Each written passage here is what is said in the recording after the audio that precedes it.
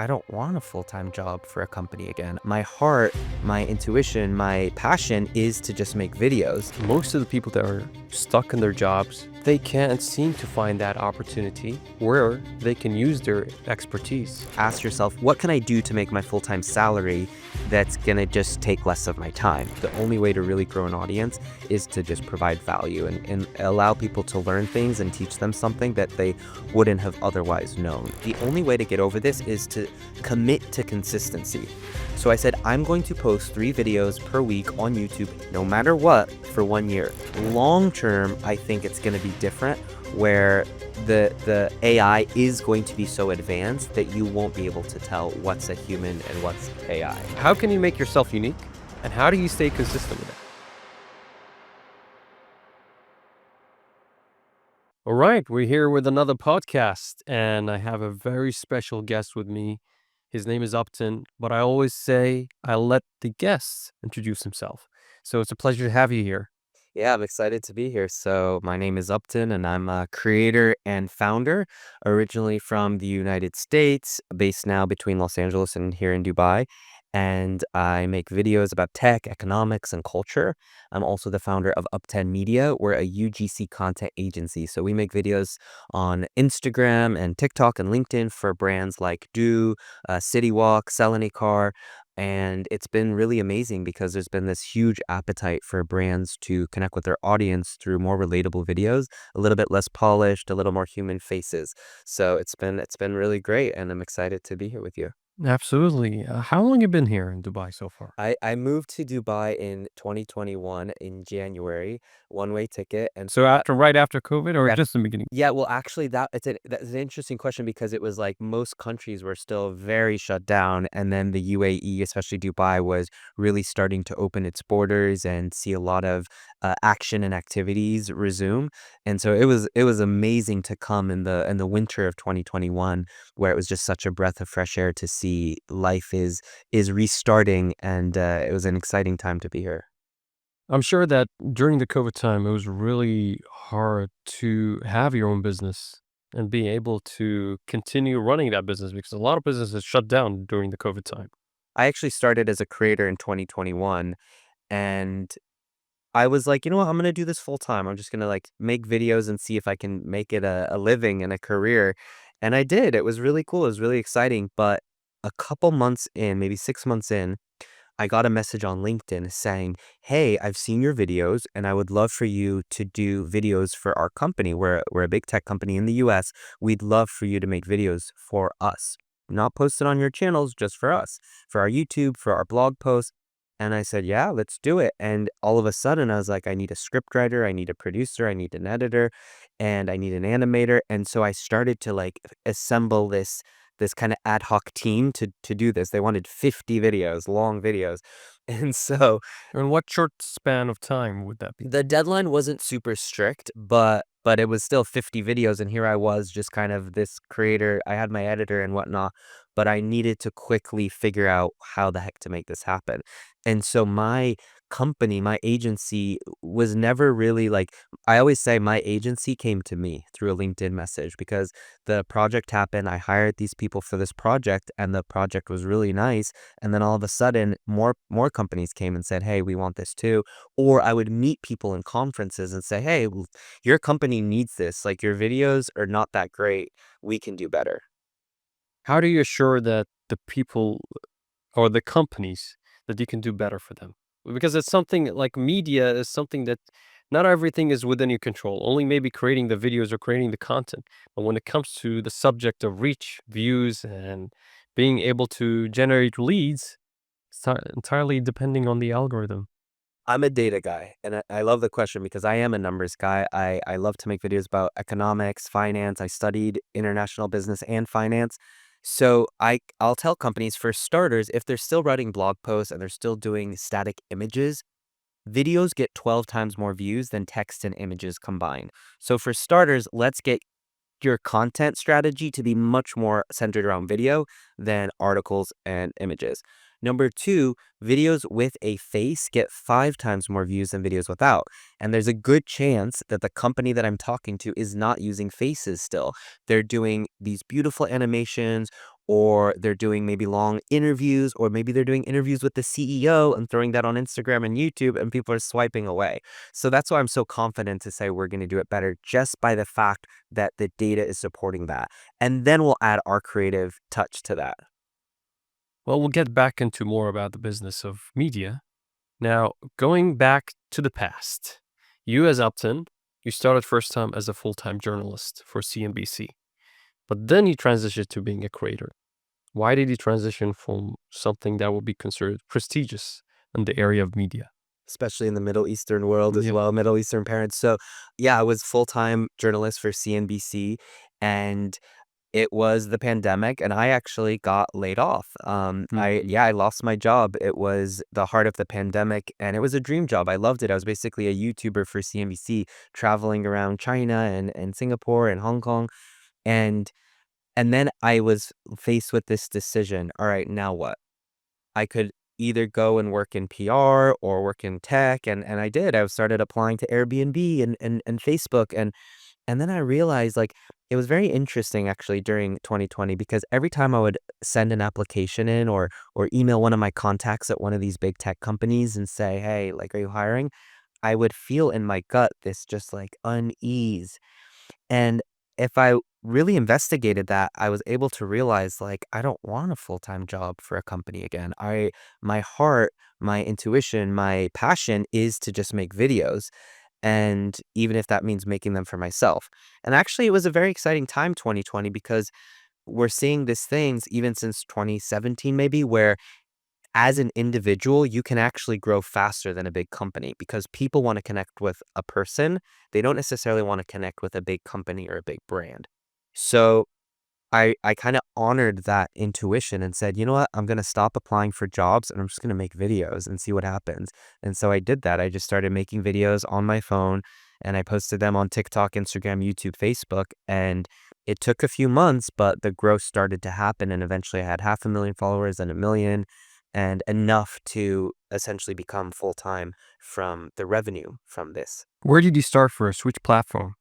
All of them. Oh, so you started TikToks, Instagram, YouTube, everything. Yes, I think it's the biggest misconception in the content creation industry of, where should you start? It's whatever video you're making for YouTube that needs to also be posted on Instagram, on Facebook, on LinkedIn, on TikTok, because nowadays the platforms have all kind of cloned each other. Even LinkedIn has They're all trying to have the reels type of videos. exactly. And Yeah. and this year LinkedIn just launched that as well, the last remaining platform. So I say whatever content, whatever video you're making, it should be posted across platform. Why would you just reserve that for one platform or two platforms when the potential to reach bigger audiences is free, right? And it just takes a couple minutes. So, when it comes to the videos themselves, what made you go into the subject of money, tech, and culture? You could have chosen anything. You could have been like the person who just travels overseas. Yeah, I didn't wanna be another travel vlogger, Mm. there was so much good travel content out there, and I didn't want to do that. I didn't think I could contribute that much newness to that niche. I've actually always been very interested in entrepreneurs, startups, business, tech. I studied international business, and when I joined CNBC, at first I wasn't that excited. I was like, "Oh, I don't know if I wanna take this job offer, it's stock market. It might feel a little dull at times." And then I had this realization that business news is sexy. It's Airbnb, it's Uber, it's Kareem, there's so much coolness around business and tech right now. I mean, really for the past 10 years, right?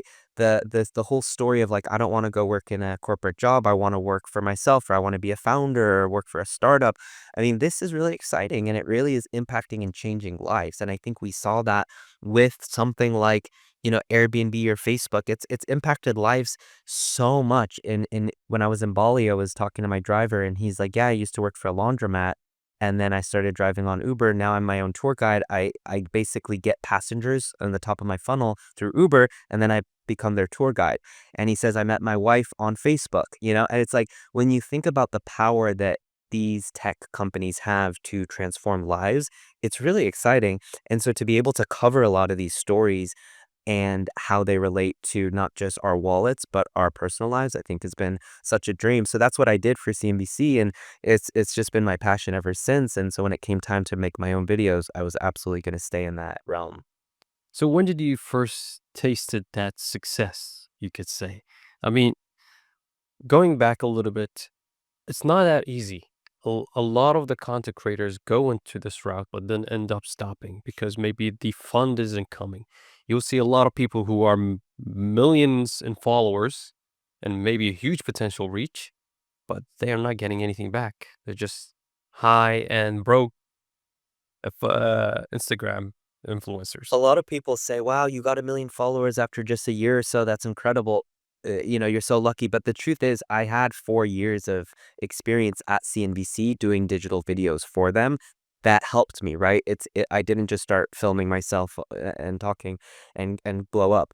So, I think I think that's first and foremost is experience. It was years of experience that allowed me to start and kind of have an idea of what I wanted to do and what I was doing. And then number 2 is just creating value. I think a lot of times people wanna make content for the sake of it, maybe to sell their product or sell their service or get famous, and in reality, the only way to really grow an audience is to just provide value and allow people to learn things and teach them something that they wouldn't have otherwise known. So that's it. I mean, it's like, how can I just bring value and to everything, every country I go, every, like, story I, you know, make, I try to ask myself, like, what is something that I can teach someone about this topic that they probably didn't know? So how would you balance between maybe you have a business, you want to balance between adding value and also selling your business services or products? Yeah, to be honest, I have not fully tapped into my 3 million followers in a way that I think, other creators would have by now in terms of selling them something. And I think that's okay. I think that's okay. I've already figured out my business model enough to get, brand deals and ad revenue that I don't feel that compelled to go say use this product or buy this and here's my referral code. Um especially, you know, I think, yeah, I think it's okay. Like, I think, some might say it's a missed opportunity, but to be honest, I run a B2B agency, right? My B2B agency is not going to be relevant to 98% of my audience, maybe 99. And so I don't want to talk a lot about here's my company, here's what we can do, here's why you need us, right? If it's just going to be irrelevant. I think if anything, that's the dream, right? Is to be able to have your audience tell your stories, but not feel the need to like monetize all of them. Mm. Well, within my content, it's about Dubai. So when I talk about Dubai, I can also sell services related to Dubai. As a person who adds a lot of value into sharing what you should know before even coming to Dubai. So it's very easy for me to reach outside overseas and talk about it. At the same time, be able to sell services about moving into Dubai. So the moment you move to Dubai, what do you need? You need a place to live. You need to set up your visa. You need to maybe set up your business or some sort of those things. So you need to have some type of service that can fulfill this for you, or you can do it by yourself. The chances are it will be much more hectic if you're doing it by yourself. So this is where it comes in. I, as a person who is born here and from here, who you can trust, and therefore I could provide the value. In addition to that, I also have government entities supporting me, sponsorships with certain videos where I can promote certain activities or services or events that are happening in Dubai. You're in a really unique position where the value you're creating with your videos align really nicely to the product or service. And I think you're an example of what people should be striving for when building their personal brand. And one thing I think, how we're different is that I don't consider myself a personal brand. I consider myself more like, let me make videos about topics that interest me.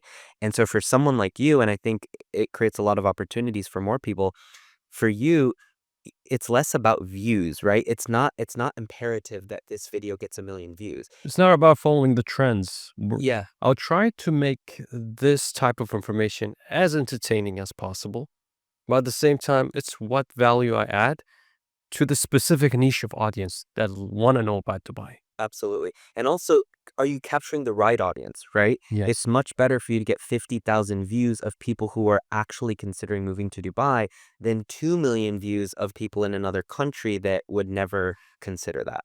absolutely. So going in, how do you manage to stay consistent with such numerous amounts of content that you have to develop in today's world? I mean, media is so saturated. It's just full of people, full of influencers, full of people giving the same type of information across different platforms. So, how can you make yourself unique? And how do you stay consistent with that? The first year, I realized my biggest challenge was that I was a journalist for CNBC and I could do videos for CNBC and those videos would get millions of views on YouTube. Now I'm starting with 0 subscribers, for instance, on YouTube. Was it organic when you were getting it? And Yes, yeah, it was, and I was very I knew it would be challenging, right? Because, like, I knew my first, 50 videos were gonna have 100 views, right? And so I was very proactive and conscious about this dilemma that I was about to face. So I said the only way to get over this is to commit to consistency. So I said, I'm going to post 3 videos per week on YouTube, no matter what, for 1 year. And then I can decide, is this right for me? Am I even enjoying it? Do I have a sizable audience? Am I, on the YouTube monetization program? But if I didn't make that rule for myself to wait a year before I assess and ask those questions, I of course would have given up. And there were many times I thought about giving up. I just put all my energy into this one video and it only has 355 views. Like, what am I doing here? And every time I would have that thought, I would tell myself, like, wait, take a deep breath. 3 videos per week, no matter what, for 1 year, then you can bring up these questions. Not that the questions were bad, but the timing was bad. And so I think I advise people to commit to consistency. Maybe it's 3 Instagram reels per week, but do it no matter what. No matter what, you're going to post those 3 videos per week. And then say, I'm going to do it for the next 6 months or till the end of the year or whatever. And then you can kind of assess if it's right for you. But so many people get out there and they post for 1 week, maybe 2. And then by week 3, 4, they're not seeing that gratification and that feedback loop of like viral videos and new customers. So they give up. did you ever have doubt that it will succeed? Oh, lots, especially that first year. Even after that first year, I just started to enter the monetization programs for a lot of these apps. And I think I had maybe 450,000 followers, which is great, but it's not like life changing, right? And I wasn't earning, enough income even after that first year to support my lifestyle. So So, how did you support yourself in the first year? my first year, I did freelancing. I did like consulting because of my background as a journalist at CNBC. I was freelancing companies for their public relations and helping them get featured. And I didn't like it. And how did you get those type of jobs like to Well, support? I had a nice network from my time as a journalist. So actually, people would hit me up on LinkedIn, or I would start to be like, "Hey, do you have a PR strategy?" And it was, I didn't enjoy it at all. In fact, I hated it. But I could essentially earn what I was earning at CNBC by only doing, let's say, 10 to 20 hours per week versus 40 hours a week. And I think this is really good for people who are pivoting their careers. It's like, ask yourself, what can I do to make my full-time salary that's going to just take less of my time? Maybe I need to go freelance or be a consultant or whatever, or be an instructor online. And so for me, that first year and a half, that's what I was doing. And one of the best moments of my career was when one of my clients said, "Hey, we really want to do another 6 months with you." And I said, "No." And they're like, "Please, like, why not? What do you mean?" And I said, "No." I said, "No." That's a good situation to be in. It was the best situation to be in after I was just begging for their business a year earlier. And now I can not only say no, but I could say, no, my time is going to be better spent on the content because I enjoy that and the revenue is better. So this is what people usually struggle with. Most of the people that are stuck in their jobs, they can't seem to find that opportunity where they can use their expertise. It's a lot of different challenges for certain people when they want to just be able to use their expertise. They can't because there's no one actually reaching to them. So, how do you get people to reach to them? Or is it you have to reach out and see those people? I think it's a mix. I think it's a mix. If someone wants to, let's say, leave their job and become their own brand, their own freelancer, their own coach, whatever it is, They need to start with the contacts they know. How can they reach out to them and leverage them? They need to use online tools like, let's say, Upwork or Fiverr or LinkedIn to post their availability and get more clients. And then the third is they need to be thinking about their personal brand. How can I be making videos on Instagram, on LinkedIn to attract that target audience? But you can't just focus on one. You have to do this full 360 marketing approach to get your name out there and ultimately get clients. So discipline is the way. You would say. Discipline, but yeah, and just seize the opportunity. Like if you can't you have to appreciate that for the first time ever in history, you can find a client around the world and maybe sign them within a 5-minute Zoom call. I mean, like even 10 years ago, we didn't have this opportunity to meet a potential client on a Zoom call and close them. Like we're living in this crazy self-empowering time where the individual has so many opportunities to do whatever they want, to build the business they want, to get the clients they want. So yeah, definitely stay disciplined, commit to consistency and just leverage these tools. Another thing I see entrepreneurs early, like first time entrepreneurs make is they spend so much time planning their website, maybe their, polo shirts, their LinkedIn page and this and that. And they say, yeah, in 3 to 6 months, I'm going to start reaching out and try to find clients. That's not how it works.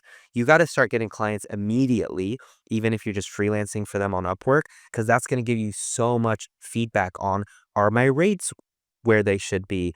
Am I enjoying this? Like, what are the pain points of my clients? How can I sell them better? Like, you need to start collecting all of that data immediately and simultaneously build up your brand, your website, things like that. Don't wait for perfection. Yes. Start now. Yeah. Done is better than perfect is a really good sticker I see some places. Wonderful. So now, how do you keep up with the trends when it comes to money, tech, and culture? How do you Well, keep like? There's so many news out there. Are you following like a specific news outlet or something to? yeah, there's no shortage of trends, right? I mean, between self-driving cars and AI and robotics, I think ultimately when it comes to like prioritizing which trends to cover, I like to go for things that will actually impact us kind of in the short term. So artificial intelligence is a really good example of that. Self-driving cars is a really good example of that. There's plenty of technology that is kind of more harder to comprehend, right? It's on the back end of things, or it's very B2B, or it's coming in 20 years. So I really try and focus on things where it's like, hey, you're used to driving with a human driver, but look what's happening in Abu Dhabi. Look what's happening in San Francisco. These are all self-driving, things like that.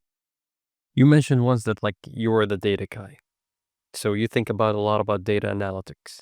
How does that play with the role of what type of content you're going to create next? So how do you usually analyze your data and see, I'm going to create this content?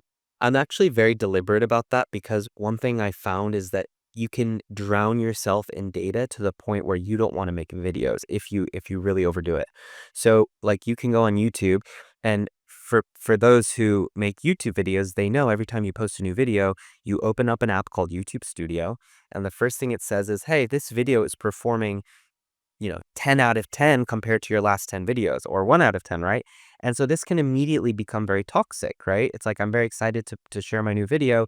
Let me go see how it's performing, not just on the internet, but compared to myself. Like it's benchmarking me against my own self and telling me if it's 10 out of 10, like, wow, you're kind of not that smart. This was not a good idea. What were you thinking? Either your thumbnail's bad or your headline is bad or the whole video is just bad.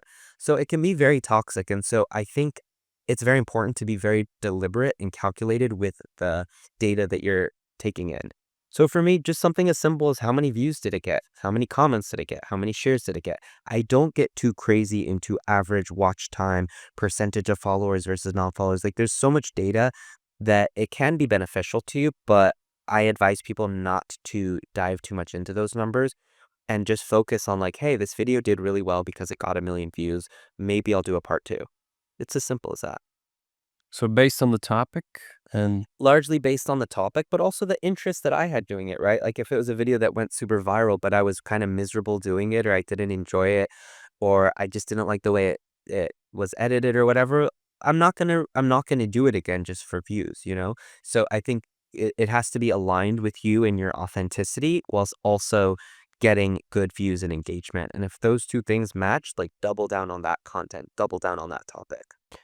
I usually view my Instagram as a business rather than me as a person, coming there.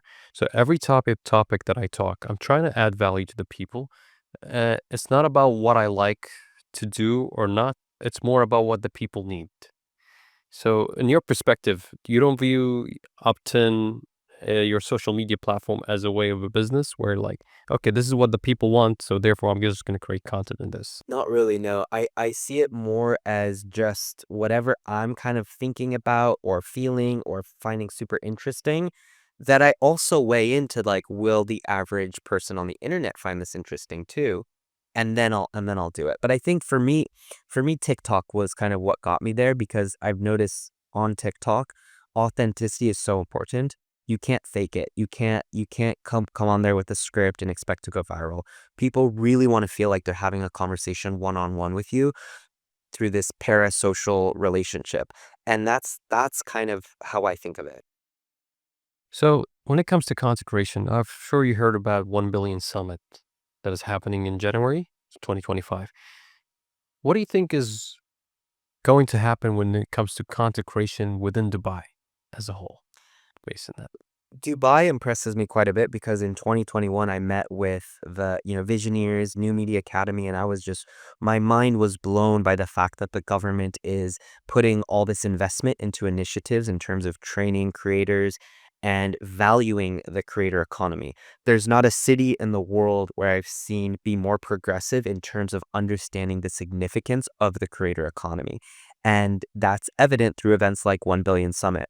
I think one trend we're going to see here in the region is more and more people get into the game. More and more people feel like, hey, I can do that. I want to be a food vlogger. I want to be a business vlogger. I think there's a good opportunity for more finance vloggers, for more accounting vloggers, for more people in the energy space who are making content about going to energy conferences. I think there's really a lot of opportunities here. And I see it firsthand. I see it with the companies I'm working with. I see it with government entities that they're very efficiently and effectively using social media to help spread awareness and connect with their target audience in ways that other cities and other government entities around the world are going to be doing in maybe 5 years. Do you think AI will play a role in this, maybe in reducing the number of influencers, or somehow in the future where there will be AI avatars and they will be speaking on behalf of entities, and therefore there's no longer need for influencers? In the short term, in the next, say, 1 to 3 years, there's going to be actually a benefit to people like us because we're human influencers. And because the social media is about to be flooded with avatars and AI influencers, there's going to be actually an eagerness for algorithms and humans to connect with other humans. Someone seeing you is going to be such a breath of fresh air because the last two videos they just saw were AI avatars. But how would they know? Well, There's a that's what point I of said that, in the yeah. short term, right? Yeah, so that's why I said in the next 1 to 3 years, it's going to be really good for people like us. Long term, I think it's going to be different, where the AI is going to be so advanced that you won't be able to tell what's a human and what's AI. And so the significance of your likeness, which is essentially a big factor of why brands come to you and why people follow you, is going to be huge because people know you. They like you. They want to watch you. You see my point? And so I think it's going to be a struggle for like a UGC creator who doesn't have a loyalty to their face, but it's going to be very I think people like you and I are going to be pretty immune to an AI revolution. Or maybe there'll be a replicas of us. Or yeah, which will be even better for you because then you can sit on the Then I can be in the beach and there'll be another guy of me. She's gonna explain everything about Dubai. exactly, exactly. Well, it's interesting that about that. I'm not sure where exactly AI is going to take when it comes to content media, because I'm seeing the rapid growth of AI, and seems to impact a lot of the things. Images that used to be static is now moving, and they can be transitioning to different things. You can see people actually move within that image. You can put a picture of you as an old person and a picture of you as a younger 10-year-old, and they'll be hugging each other through AI. It's just amazing how AI is going with. I'm not sure where is it gonna go, honestly. but we'll Yeah, see. but I think it's gonna be more important for people like you and I to do offline events, right? To have that physical handshake so that people know, "Hey, here you are, you're real, I saw him at a conference, I met Per him at an event." Personal branding will be something that is truly powerful. You being perhaps in the event, as you say, being in podcast, I'm not sure AI is gonna be in that level, whereas we can have that very human to human interaction in the physical world. And so something in the physical world that would prefer a human being to be in front of another human being. I wanted to add one more point to that. One of the reasons that I felt so confident to not make videos for CNBC, but make them for myself was, like I said, people want to connect with a human. Mm. Everyone first joined Instagram, TikTok, Facebook to connect with a human, not to connect with a company, not to connect with a media brand or a news entity, right? They wanted to connect with another human, whether it was a friend or someone they feel like is their friend on the internet. And if you think about AI, as long as AI is not fully humanized yet, then I think it's it's not gonna replace the humans. So let's go into the topic of Dubai. How long you said you've been in Dubai so far? Since 2021, right? Yes. So with it being here in the Dubai, you've lived in multiple cities as well, I'm sure. You lived in New York? New York, Hong Kong, Singapore, Yeah. So a lot of different places. How would you compare Dubai to those cities? in terms of, because And there's a lot. I could yeah, go on for an hour about I mean, in terms of living, the just living there, how do you feel in terms of comfort, in terms of security, in terms of happiness? You as your own well-being. I love the grit of New York and Hong Kong. I would say that it depends what you're looking for. If you're looking for a place that is very stable, that is very safe, that is very clean, that is very modern, Dubai is an incredible place to be because there's not a lot of variables, right? You're not going to have to worry about this big storm closing the bridge. You're not going to have to worry about insane traffic. You're not going to have to worry about safety issues.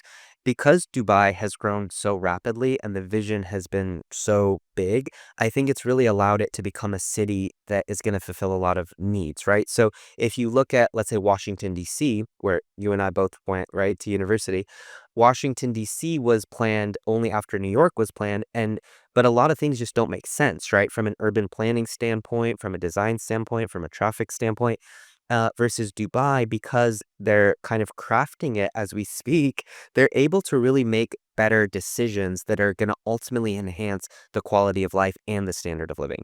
So I think Dubai is really a great place for people who are looking for a couple things. One, better safety, better conveniences, and also opportunities. One thing I love about this place is you go to dinner with some friends, someone brought another friend, and all of a sudden that becomes a personal and professional connection. They're talking to you about your business and they're talking to you about their business, and they're ready to make a deal. Like sometimes I've sat at a dinner where I've just met a friend of a friend and like we're sending the contracts before like bedtime that night. And it's just and you're not even looking for it. And I think this mindset of bringing people together who maybe they weren't okay with the status quo in their home country is amazing because you're getting a really amazing group of people who are ambitious, who believe in the future, and who are optimistic about the future. I think this is something that is truly special within Dubai. You see people that are very ambitious. They're willing to come here to find the opportunities and succeed at it. That's something that is true. And that's a huge thing I've noticed in terms of mindset in Dubai versus other countries. In a lot of other countries, it's either, well, this is how we've done it in the past, so this is how we will continue to do it. Other places, like even the US is more advanced than that. It's like, well, this is how we've done it in the past, but maybe we can do it differently in the future. Here in this city, I feel like it's very much like this is what we did in the past. This is what we're doing now. So how are we going to do it differently tomorrow? And that is a really profound and cool place to be in terms of mindset and innovation. So we talked about a little bit behind the scenes about digital nomad. Would you consider yourself as a digital nomad? Yeah, I do. I do consider myself as a digital nomad. I'm location agnostic for the most part, so I can do my work from anywhere in the world, and that's a really cool feeling. You've been in Bali? Well, just a few weeks ago, I would assume. Now, how would you compare being a digital nomad there, which is famous for it, and comparing to here in Dubai? Yeah, it's so funny. Bali and Dubai have become like two great hubs for nomads. I meet a lot of people in Bali who are either coming from Dubai or going to Dubai. And it's funny because if you think about the environment, they're quite different, right? Bali is an island. It's a jungle environment. It's very underdeveloped, of course. And and so it's like, well, why does it attract digital nomads? But I think the reason is because both places attract a community of people who were not okay with the status quo in their home country. And I think Bali attracts people who want to kind of get away from rigorous work and prioritize maybe more spiritual development and self-development through fitness, through yoga, through, self-actualization. I feel it's more laid back. It's very laid back. It's very laid back. But having said that, I've also met some very, very dynamic entrepreneurs. Like I joined a co-working space and you'll meet someone on your left who runs, the Amazon of the Netherlands, a $40 million company or Oh, something like wow. that. Yeah. So it's also a misconception to think that everyone in Bali is just super zen and spiritual and, against corporations and establishment. You meet a really good mix of people there. And I actually love combining Bali with Dubai because in Bali, I feel like I really can get to a more like holistic lifestyle where it's just everything is so optimized. Everything is so easy and convenient in terms of your fitness, your nutrition, and your community. In Dubai, I love pairing my digital nomad life with Dubai because in Dubai, that's where I'm able to like really elevate and grow as an entrepreneur, as a founder. I'm able to go to conferences and see like the most famous, authors or tech founders or startups coming to speak here. I'm able to go to events with the World Economic Forum. And I think that's something that you don't get in Bali. Yeah. And so I've even faced kind of dilemmas sometimes where I'm like, I should just spend more time in Bali and just hang out here all the time. And then the second I get back to Dubai, instead of shorts, I'm wearing pants again. And it's like, instead of flip flops, you're wearing shoes. And all of a sudden I go to a conference and I'm meeting with the head of this company from London and the head of that. And it's just so dynamic and the energy is so palpable that I'm like so happy to be back. And so I have this big love for both places as a digital nomad. And it's so funny because a lot of my friends in Bali, they're from the UK or Australia, and they've been spending years as digital nomads and mostly going to Bali. A lot of them, I'm talking 3 or 4 just in the past few months, have said, "Hey, what's Dubai like? Hey, I want to come to Dubai. Hey, do you think I would like Dubai?" And I'm very clear with them. I say, "Look, if you just come for a week, it's going to be hard to really tap into events and community. Book yourself an Airbnb for a good 1 or 2 months, or better yet, 3 or 4 months, especially when the weather's quite nice and there's a ton of Especially events." now. Exactly. Now. Yeah, for sure. If they come now, beginning of November, and they stay up till February, it's just amazing weather to be here in Dubai. Exactly. And with that great weather comes a great community, great events, conferences, things on the beach, Everything happens rooms. just this during the winter time. So you'll see a lot of events just happening right now until beginning of January for sure. And I Now, tell them that a lot of people don't know. mhm. They're like, "Oh, I'm thinking of coming in July." I'm like, "You could. It's a great This is city." when everything is just quiet there. Yeah, but if you really want to experience the best time, you got to Yes, consider this. and they can have a happy New Year right Yeah. here in Dubai. Ooh. Um, Going now into between digital nomad, the there's a fast-paced life here in Dubai compared to Bali. I think it's much more less pay. Like take your time, try to do as much as you can with your business, but also enjoy the time that you have. Here, I feel there's a time rush, so you'll never have the time to rest, but have the time to perform. What's your perspective on that? Everything is relative. So Mm. because I lived in both New York City and Hong Kong, I find Dubai quite, I won't say calm, but I find it a little bit more chill. Hmm. If Have you been to Hong Kong? Yes, I've Okay. been. So Hong Kong and New York City are two of the most dense cities in the world. You walk out your door and there's people, there's traffic, there's cars, there's taxis. It's a lot. But I feel New York is even more busier than Hong Kong. Really interesting. I think statistically speaking, Hong Kong is more dense. It just depends, I guess, the areas you're in. But I think we both agree both cities are very chaotic. And so because I've lived in New York and Hong Kong, I come to Dubai and I find it just very zen, to be honest. But obviously first and foremost, it's all relative to where you came from. I mean, even if you come from Cairo and you come to Dubai, I don't think you'll say it's a fast-paced city, right? So it all depends, A, where you come from, and B, what is your daily routine? For me, because I'm a creator and entrepreneur, I can afford to make my own schedule.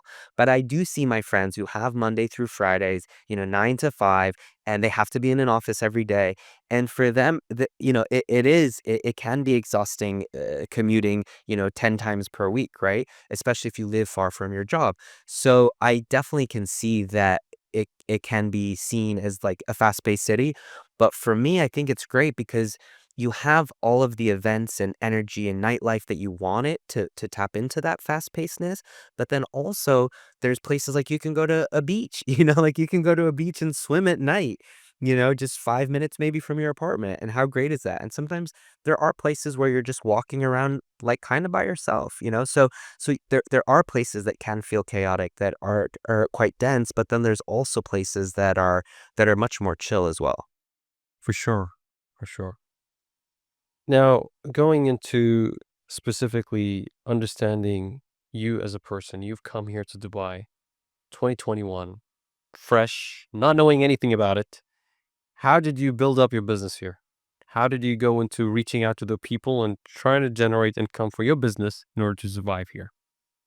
GITEX is actually a kind of a spiritual event for me now because I was just realizing my first GITEX was 4 years ago and I didn't know what it was. I joined F45 in downtown, and one of the coaches, we became friends, and he's like, "Oh, there's this tech event. We should go." So I was like, "Yeah, let's check it out." So we went, we just showed up and walked around, and it was really cool.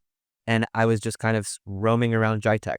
That was 4 years ago. 3 years ago, I had just hired my COO and we were walking around trying to pitch our services. And then 2 years ago, we actually had our own booth at our own exhibit at Expand North Star. I was giving a talk. And then this year, same thing. I was giving two talks. I had a booth. I had worked with, I think, 4 or 5 different companies for collaborations. So I kind of think about my Dubai entrepreneur success in terms of GITEX, just looking at year on year, how much I've been able to grow as a person, as an entrepreneur. In terms of how did I make it happen, a couple things. Number one is I joined In5, which is a great community for entrepreneurs. I advise a lot of people who are abroad looking where to start and how to incorporate their business to consider In5, because not only will you get your office space, it allowed me to sponsor up to 4 or 5 visas here, but also there's community. There's events all the time in the office spaces. There's multiple locations. So I think tapping into a community like that was really helpful. And then the second one is the importance of a handshake. I think the importance of a handshake in Dubai is more than in the US or Europe or when I lived in Hong Kong, because people want to know who they're working with. And one thing I found is when I was saying that example about just going out to dinner and you meet a friend of a friend and all of a sudden they want to do business with you, that is a very real thing. I was able to get due as a client just by going to Ripe Market, which is, it's just a market. I was going on a Sunday and I met a friend of a friend, and all of a sudden things started rolling, and that to me is incredible. And so I think the importance of, like, there's some famous quotes like 90% of life is showing up, and I think in Dubai it's 95% or 99%. But the question is, where do you show up? That's the thing. Yeah, but that's the beauty, right? Like, you might think, like, if I think about the biggest clients I was able to get in Dubai, I'm talking like massive companies. They actually, a lot of them weren't at big conferences in the VIP speakers lounge. It was at a networking event that someone said, "Hey, come with me tomorrow night," and I knew nothing about, or going to, Ripe Market, or hey, you're just saying yes to things. And so to answer your question, where do you show up? It's like I don't have an answer to that because you never know where you can show up where you're gonna get your next big client.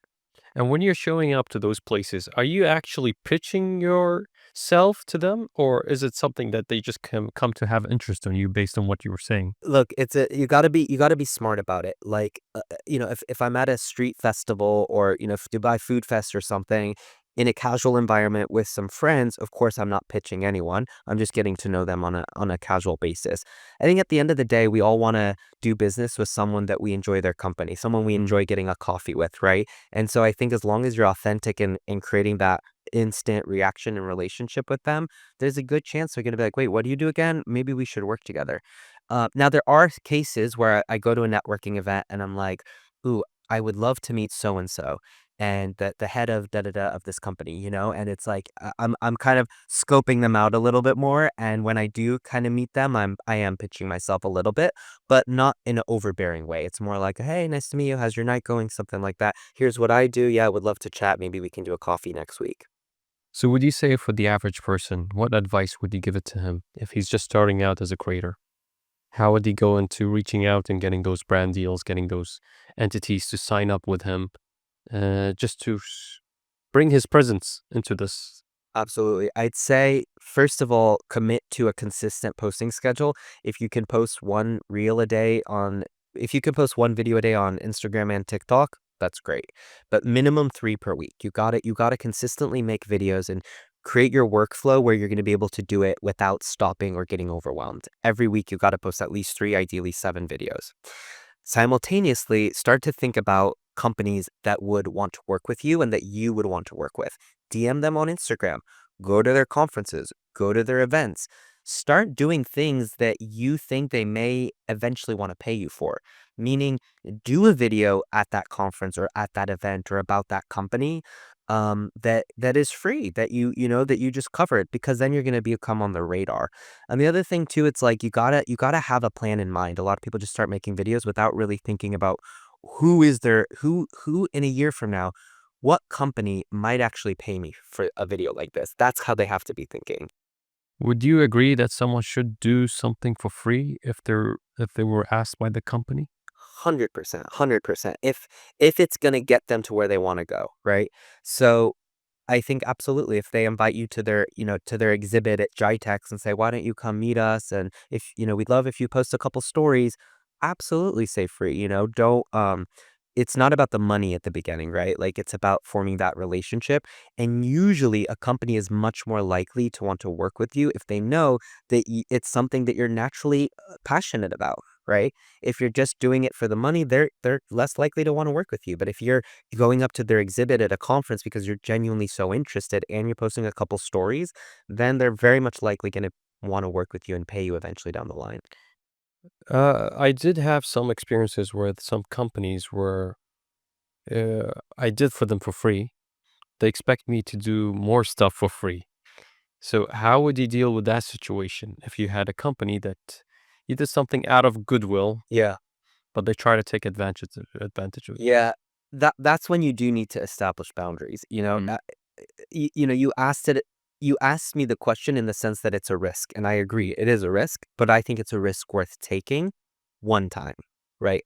One time and also like manage expectations. So if they say, "Hey, we'd love for you to come to our event and we'd love for you to make an Instagram reel and a TikTok." Maybe you say, "Listen, I'd love to come. I'll just do some stories." So then they realize like, hey, the rest, it's something that they should pay for. So that's kind of one way I manage expectations too, with a potential new client, is I might go to their event if I'm excited about it. I will definitely post some stories, but I might not do like a full Instagram or TikTok or Facebook or YouTube, because that's something that absolutely it is something that you're used to getting paid for and you should be paid for. Let's go into the topics of money when it comes to content creation. How do you price yourself? I think it's really important to get a manager that can do your negotiating, because it's your videos, it's your channel. Obviously, you're gonna, take everything a little bit personally, whether up or down, right? And so that's one of the first things that I was able to leverage was a manager in anytime someone comes to me, I just give them to the manager, who will do the pricing, the negotiation, the deliverables, and everything. And it's not just about the pricing, but even afterwards, it's like, okay, the video was shot. My manager will help, becomes a producer and will help ultimately get that video delivered to them with their notes and our editor and all of that stuff. So there's no way to specifically price yourself, no way. Look, I think at the beginning of your creator journey, Hmm. let the brand say the first number always, because you don't really know what your value is in the market, right? And you're probably just excited to get your first brand deal. I mean, aren't we all? It's like, wow, I got paid for my first video. So let them come up with the price, and if you want to negotiate a little bit, great. But for the most part, take it, do it, and be proud of yourself. Celebrate that you got your first brand deal. Then use that number that they gave you to price yourself in the market. So in the next phone call you get, what's your price? You can literally say flat out, hey, well, this company or this organization paid me this much, and this is what they got. Let me know what you think. What's your budget?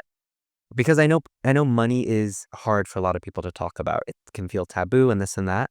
And that's why I think it's so important if you have the evidence that, well, this company paid me this, then there's nothing to be emotional about, Do right? you have to speak to the other company just telling them that you were proposed with this certain budget, therefore I'm not gonna accept anything below?